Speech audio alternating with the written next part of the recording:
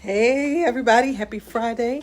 Uh, Bringing you on my Friday evening tour of my building.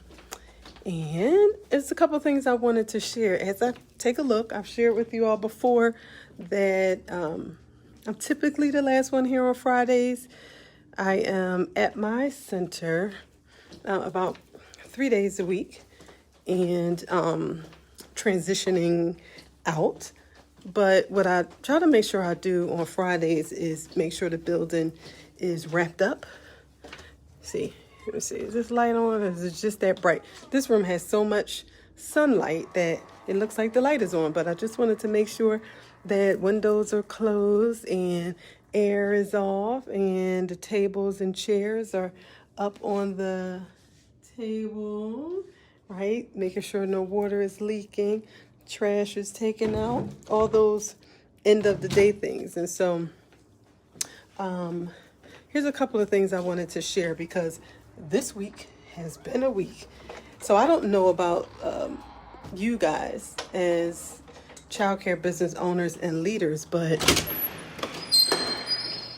it's been a lot. And here's what has taken place for me is I've had to address a couple of staffing issues, concerns, if you will.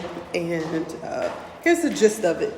Make sure that what you set in your policy and procedures and your expectations, make sure this door is closed. Make sure you set them and you follow them and you continue to remind staff that they are what they are. We've spent years setting up our culture, working on our core values, hiring the right people, and spent a lot of time and a lot of money. And I had a phone call or someone reached out this week also asking about the same thing in regards to like having uncomfortable conversations. And here's the truth of the matter. We are in a staffing crisis in general, not just in childcare, but in general. But that doesn't mean that we accept just anything. That doesn't mean that we let things slide that will impact our business. We can't do that, right? So I just want to remind you guys that despite being in a crisis, we have to address things timely. We have to make sure that we are consistently communicating what our mission is, what our core values are, what is acceptable, what is unacceptable. Have those uncomfortable conversations in a timely manner. The thing is, they're called uncomfortable conversations for a reason. They are uncomfortable, but they are necessary.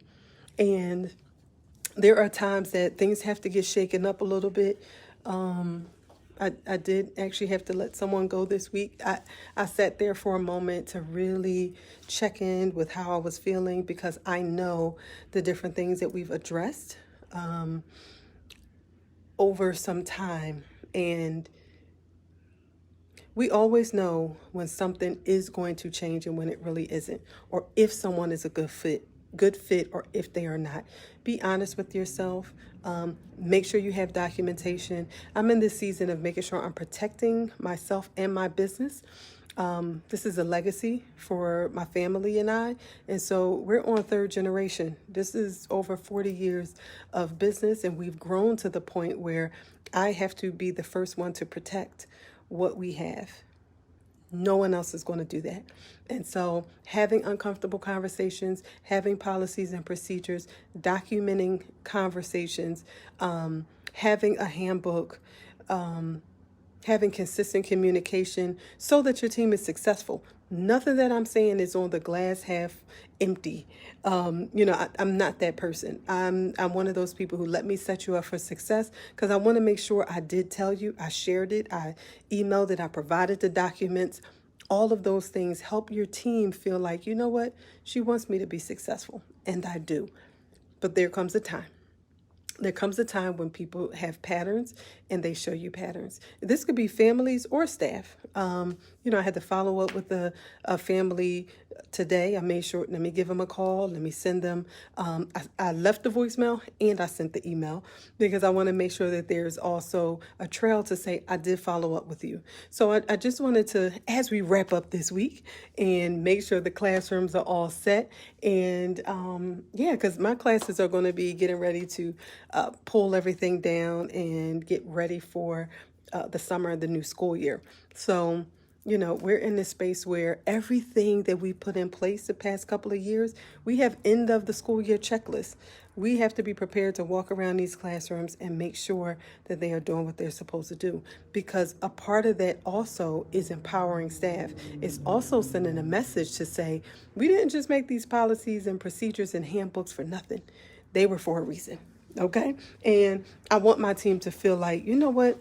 They do what they say they're going to do. Right? So, yeah. I just wanted to share that and tell you have a great weekend. It's a 3-day weekend. What are you guys doing? Get some rest, enjoy. But again, think about some things that have taken place over the last couple of weeks. And what do you really need to do about it? Right? Be honest with yourself and then put it in action. All right? Have a great weekend.